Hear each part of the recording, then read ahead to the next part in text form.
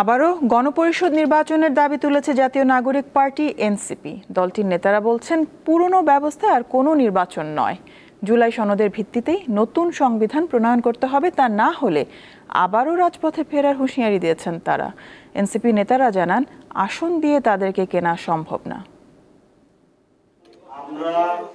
দল গঠনের পর থেকেই জাতীয় নাগরিক পার্টি এনসিপি গণপরিষদ নির্বাচনের মাধ্যমে নতুন সংবিধান প্রণয়নের দাবি জানিয়ে আসছে।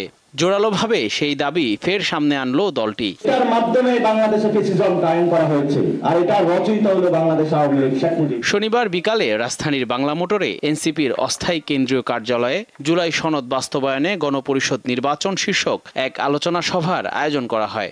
সভায় রাজনৈতিক পরিস্থিতি নিয়েও মত দেন এনসিপি নেতারা।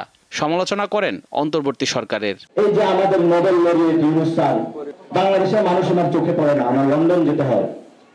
লন্ডনে গিয়ে সিজদা দিয়েছেন, সিজদার মাধ্যমে উনি ওহির মাধ্যমে আদেশ পেয়েছেন এবং সেটার একটা প্রেস রিলিজের মধ্যে জানিয়েছেন বাংলাদেশে ফেব্রুয়ারিতে ইলেকশন হতে হবে, কোন ইলেকশনে সংবিধান হতে নেই।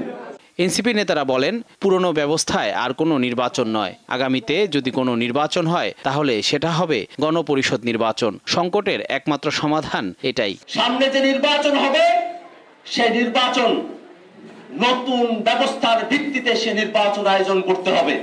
আমরা কিন্তু রাজপথের মানুষ, রাজপথে ফিরে যেতে আমাদের 1 সেকেন্ড সময় লাগবে না। নির্বাচন প্রয়োজনে 2 মাস পরে দেন, কিন্তু অবশ্যই সেটা গণপরিষদ নির্বাচন হতে হবে।